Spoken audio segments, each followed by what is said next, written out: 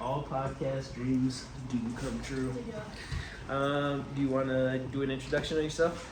Yeah. Hi, my name is Bug. I'm Santino's cousin. My favorite color is pink, and my favorite holidays are Christmas and Valentine's Day. Nice. Yeah. Very good. Very good. Mhm. We do pronouns if you want to do pronouns. Oh yeah, my bad. I always miss that word too. I genuinely apologize. My pronouns are she, her, and am. Thank you. She, her, a, yeah, okay.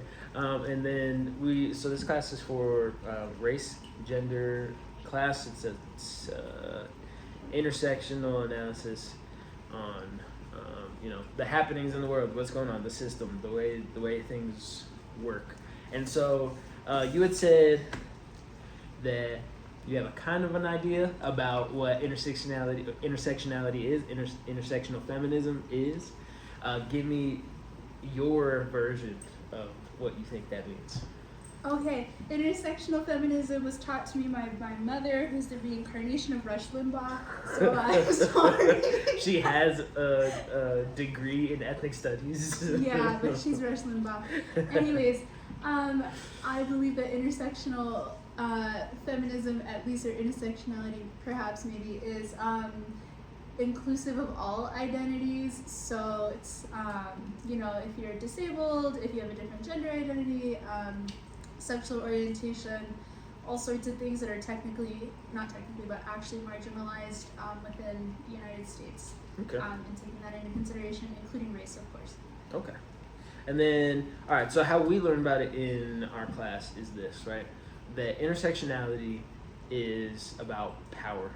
Mm-hmm. It is about like the complex web of power and how your gender identity, how your racial identity, how your ability, how all those things come into play to disempower you, to disenfranchise you, or to benefit you in the hierarchy of society. So like, let's say an intersectional approach to like gun violence may study how like it affects you, how it may affect like certain racial stratifications or whatever, but then also how it affects like women or young people specific, and all of those things like together, how all of those different identities make something either better or worse for you, depending on how you fit in there.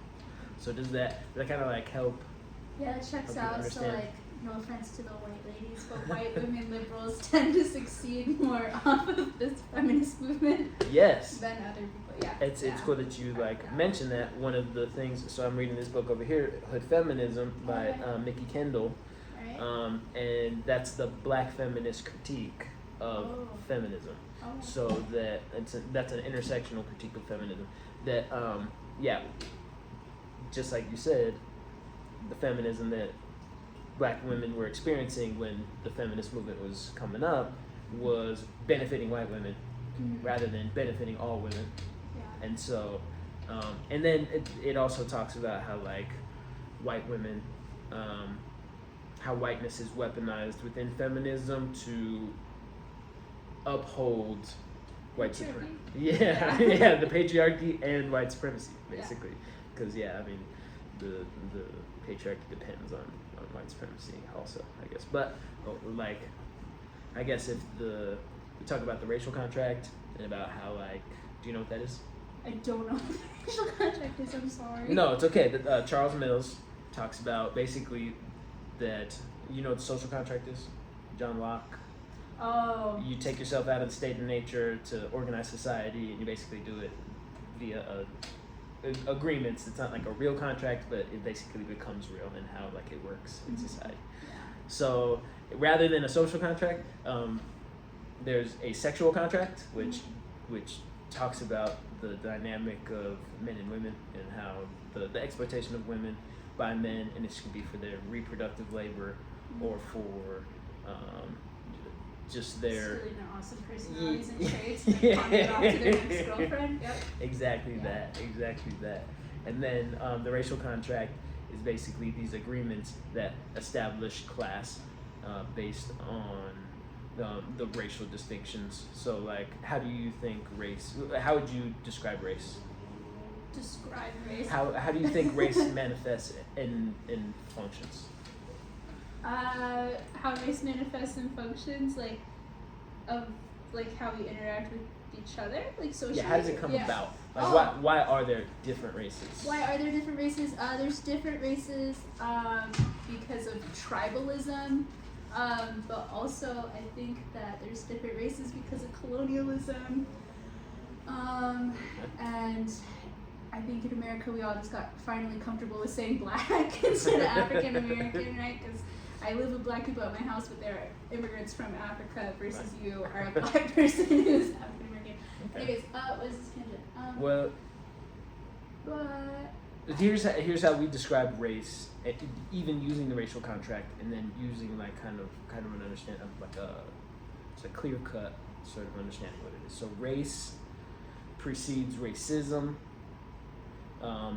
Race is based on biological differences. Like we are distinct peoples, like you and I, right here sitting together. We can see, we got a little bit of difference, right, in our phenotypic features, right? And then based on those, we add values to them. So skin color is right the one that is really prevalent in the U.S., right, because it distinguishes white people from black people. But it's also like this. It's also racing of bodies and spaces. So black people are not just black because their skin color is black, but it's because the place that they come from is black, right? It's the savage lands, the wild lands, the untamed, uncivilized place that you come from that makes you less than human. And then, because of those, then the racial contract says that the group that becomes white, who says that they're white, that they basically come to these agreements to keep everybody who's not white in their position, exploit them, take their land, all that kind of stuff. like South African apartheid. Right. And then it's like formally agreed upon, and it's also informally agreed upon that Okay. this is the system, and this is how it's going to work. So, yeah, I mean, how has racism affected you? Has the gender bias affected you? And in what ways? In a class perspective. In a class perspective? Yeah. Okay. Right. So how has it affected your class position? Well, I think that as a woman of color, I had an immigrant father and a single mother, but luckily I have my whole family contributing to raising me, and I think that I would have been in public school my whole life had I not been bored in middle school and worked for a scholarship. So I think I just obviously I grew up more impoverished than everyone else I went to private school with, who was insanely wealthy, and then I went to college and I was kind of already comfortable with that wealth gap. In high school it felt more prevalent to me being a person of color than in college. Actually, when I went to college, the white people were complaining about the lack of diversity, but I was kind of I see at least 5 other people of color a day, so this is rocking to me. So this is really better. nice not to be the only person.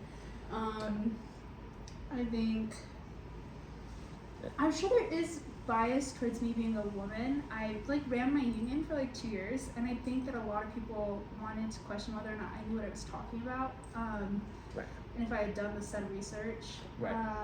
But I mean, to be honest, I also have the confidence of a white man, because my grandmother hypes me up every day and tells me I am the best thing since sliced bread, so it's kind of hard. All right. So you're building resilience, or the community has instilled resilience in you through extreme confidence, right? Through white man's confidence, right? Yeah. All right, for sure.